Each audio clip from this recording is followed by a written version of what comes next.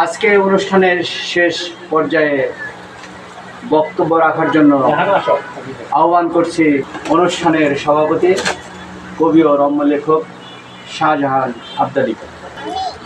ধন্যবাদ কবি সালাম সালুদ্দিনকে।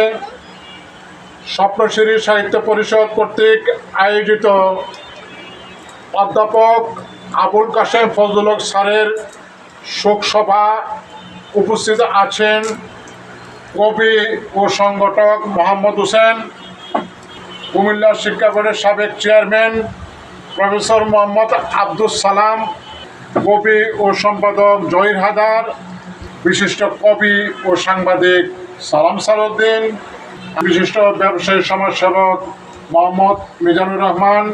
আরও উপস্থিত আছেন বিশিষ্ট শিক্ষানুরাগী ব্যবসায়ী সমাজসেবক জাহিদুল হক দানিশ। প্রিয় দর্শকবৃন্দ, আসসালামু আলাইকুম।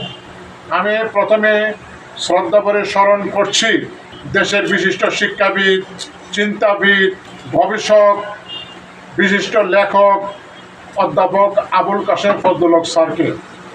তিনি জুলাই মাসের 5 তারিখে ঢাকার রাজধানী একটি হাসপাতালে আকস্মিকভাবে তিনি ইন্তেকাল করেন।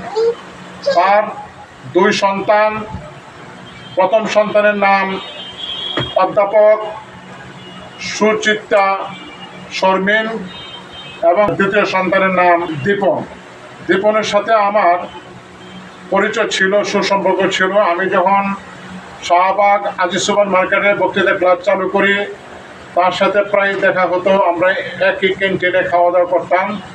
অধ্যাপক আবুল কাশেম ফজলুল হক বহুদিন আগে একবার আমাকে বললেন, আমি তখন পুরান ঢাকাতে থাকি, যে আবদালী তুমি আসো ঢাকা বিশ্ববিদ্যালয়ে শিক্ষক লাউঞ্জে। তিনি আমাকে কাবাব খাওয়াইলেন এবং মজার ব্যাপার হলো তিনি পকেট থেকে টিস্যু বের করে আমাকে বললেন তুমি মুখটা মুছো। একই ঘটনা 2015 সালে বইমেলাতে গেলেন, আমাকে ডেকে নিলেন যে আবদালী বেরিয়ে আসো। ক্যান্টিনে বসালেন, বসিয়ে আমাকে কাবাব খাওয়াইলেন, তারপরে বিল স্যারে দিলেন। স্যারের সাথে আমার প্রায় কথা হতো। আমার 4টি অনুষ্ঠানে তিনি অংশগ্রহণ করেছেন। আমার জন্মদিনে এই যে ছবিটি, তিনি প্রধান অতিথি ছিলেন। তারপর কবি জসিমউদ্দিনের বাড়িতে শেরে বাংলার কর্মময় জীবন নিয়ে একটি আলোচনা সভা হয়েছিল। তখন আমি স্যারকে বললাম যে স্যার প্রধান অতিথি কাকে বলি? তিনি বললেন কে কে থাকবে? আমি বললাম যে স্যার ব্যারিস্টার আমির ইসলাম, কথা শেখ সেলিনা হোসেন সহ অন্যান্যরা থাকবে। তিনি বললেন যেখানে ব্যারিস্টার আমির ইসলাম থাকবে সেখানে তুমি আমাদের কথা চিন্তাই করতে পারো না, তাকে প্রধান অতিথি করো।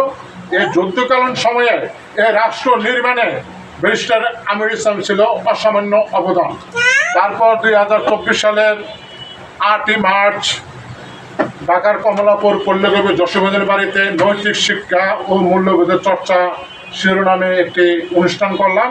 সেই অনুষ্ঠানে সভাপতিত্ব করেছিলেন কুমিল্লা শিক্ষা বোর্ডের সাবেক চেয়ারম্যান প্রফেসর আব্দুস সালাম এবং প্রধান আলোচক ছিলেন তারই ছাত্র অধ্যাপক ডক্টর জমির হোসেন এবং প্রধান অতিথি ছিলেন অধ্যাপক আবুল কাশেম ফজলুল হক স্যার। স্যার আমাকে অত্যন্ত ভালোবাসতেন। প্রায় তার সাথে ফোনে কথা হতো, আমাকে জিজ্ঞেস করতো দেশের পরিস্থিতি সম্পর্কে, কী হচ্ছে না হচ্ছে। তুমি একটি প্রবন্ধ লেখো এই দেশে দালাল বুদ্ধিজীবীদের নিয়ে। তখন আমি বললাম স্যার দালাল বুদ্ধিজীবীদের নাম সহ উল্লেখ করলে তো তারা তো খেপে যাবে।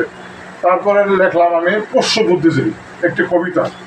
তারপর 3 বছর আগে তাকে নিয়ে একটা কবিতা লেখলাম আবুল কাশেম ফজলুল হক শিরোনামে। লেখার পরে তিনি বললেন যে হোয়াটসঅ্যাপে পাঠানোর পরে তিনি এত খুশি হলেন, আমাকে ধন্যবাদ জানালেন। আমি বললাম স্যার এই লেখাটি আমি কাজের মাঝে অমর দ্বারা গ্রন্থে অন্তর্ভুক্ত করবো, আপনারই তোমার ইচ্ছা, আমি বলবো না, তুমি কাজের মাঝে অমর দ্বারা গ্রন্থ তুমি অন্তর্ভুক্ত করো। সম্মানিত সুধী, আমরা এমন একজন মানুষকে আমরা হারিয়েছি যা কোনো দিন এই অভাব পূরণ হবে কিনা জানি না। তবে এদেশে লেখকের অভাব নাই, শিক্ষকের অভাব নাই, কিন্তু ভালো মানুষের অভাব আছে। তিনি সত্য কথা বলতেন এবং ন্যায় পথে চলতেন। তার মধ্যে কোনো লোভ লালসা ছিল না। তিনি ঢাকা বিশ্ববিদ্যালয়ের বাংলা বিভাগের চেয়ারম্যান ছিলেন। সবশেষে তিনি বাংলা একাডেমির সভাপতি হিসেবে দায়িত্ব পালন করেছেন। এমন একজন মহান মানুষকে নিয়ে আমরা আজকে ছোট্ট করে হলেও এই অনুষ্ঠানটি করতে পেরে নিজেকে অনেক ধন্য মনে করছি। সবশেষে গভীর শোক প্রকাশ করছি। সবাইকে ধন্যবাদ জানিয়ে আমার বক্তব্য এখানে শেষ করছি। সেই সঙ্গে অনুষ্ঠানটি সমাপ্তি ঘোষণা করছি। আল্লাহ হাফেজ।